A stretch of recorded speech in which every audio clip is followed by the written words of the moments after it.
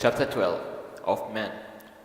The Valar sat now behind their mountains at peace, and having given light to Middle-earth, they left it for long untended means without care, and the lordship of Morgoth was uncontested, save by the very lord of the Noldor.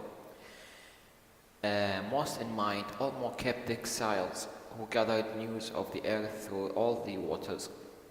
Solomon was having information about those of Noldor who were exiled by Valar from the waters and from across all the Middle-earth.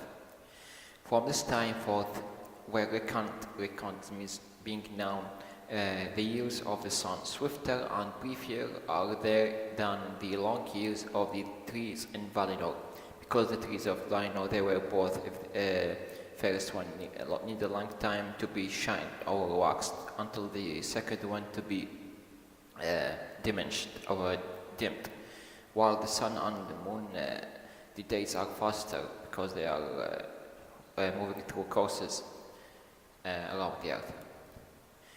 In that time, the air of Middle-earth became heavy with the breath of growth and mortality, and the changing and aging of all things was hastened exceedingly. Life teemed upon the soil. Teemed means swarmed. The life was swarmed or filled upon the soil and the waters in the second spring of Arda.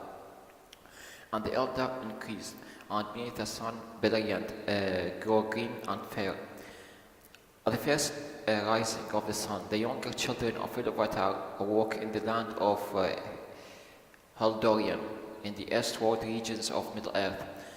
But this first sun arose in the west, and the opening eyes of men were turned towards it, and their feet, as they wandered over the earth, for the most straight that way. Straight means become unaware of their place, or let's say houseless.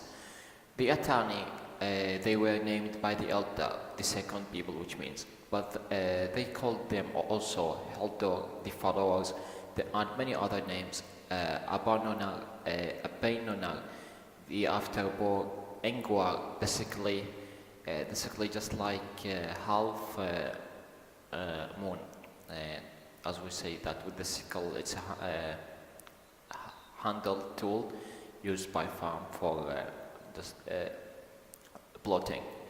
And Ferimar, the mortals, and they named them the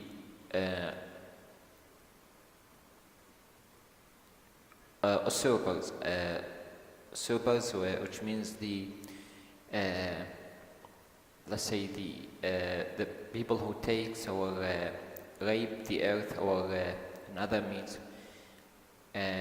or take something by force. That's the mean. Just make sure to know the pronounce of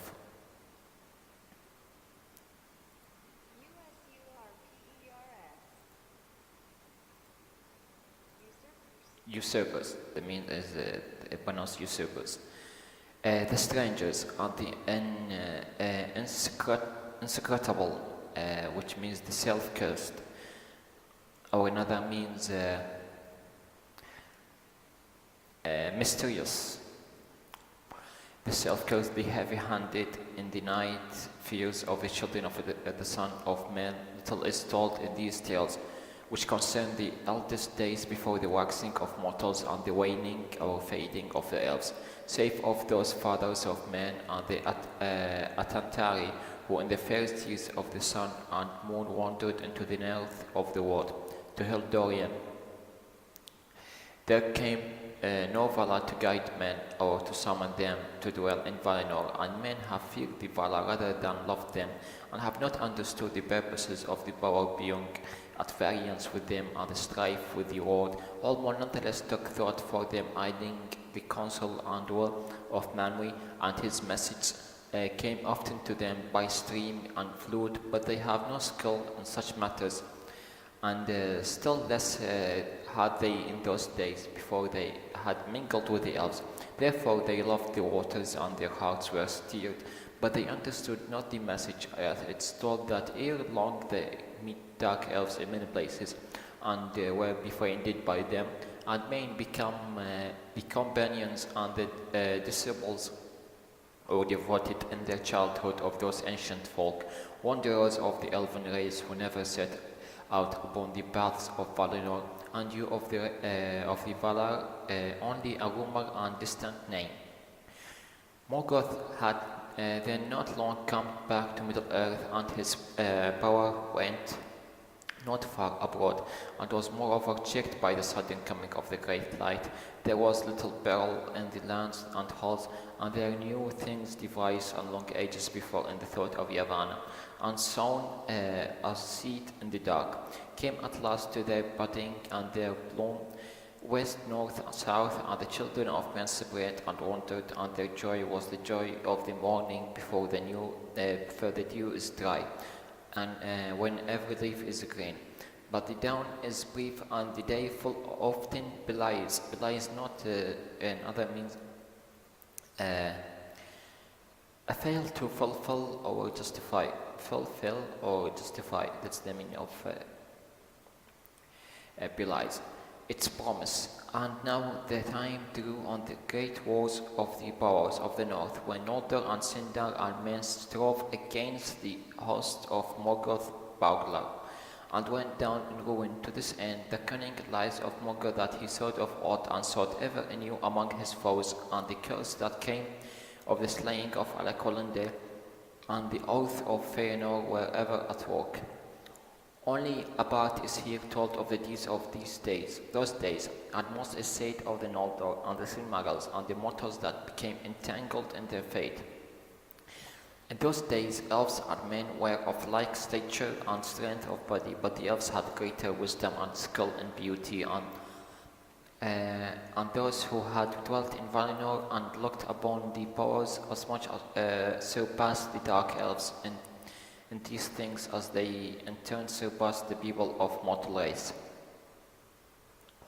Only to realm of Doriath, whose queen Melian was the kindred of Valar, did the Sindar came near to match the Calacolinde of the Blessed Land. Calacolinde refers to Valinor, the most great of elves. Immortal were the elves, and their wisdom waxed from age to age, and no sickness nor pestilence. Pestilence means fatal disease or infection, let's say. Pestilence, fatal disease. Broad death could be destroyed, and in those days, and they could be destroyed, of course, and in those days they were more like to the bodies of men, since they had not so long been inhabited by the fire of their spirits, which consumes them from within its courses of time. But men were more frail. Frail means weak. More easily slain by weapon or mischance, and less easily healed, subject to sickness and many ills, and they grew old and died. What may befall their spirits after death, the elves know not. Some say that they too go to the halls of Mandos, but their place of waiting there is not that of the elves. And Mandos under Ilúvatar alone, save Manwë, knows whether they go after the time of recollection in those silent halls beside the outer sea. None ever come back from the mansions of the dead, save only Beren, son of Barahir, whose hand has touched the Silmaril, but he never spoke afterwards to mortal man. The fate of men after death, after death, maybe it's not in the hands of the Valar, nor was all foretold in the music of the Ainur. So it could be by the hand of Ilúvatar, the creator.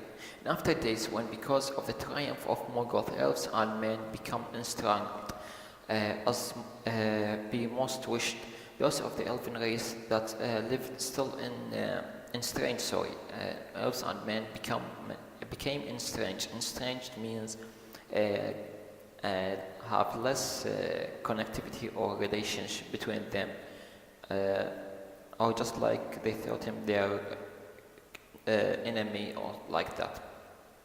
As most wished, those of the elven race that lived still in Middle-earth went and faded, and men usurped than sunlight. Then the Quenya wandered in the lonely place of the great lands and the isles, and took to the moonlight and the starlit, and be the woods and caves, becoming as shadows and memories, save those who ever and none means instantly or shortly set sail into the west and vanished from Middle Earth.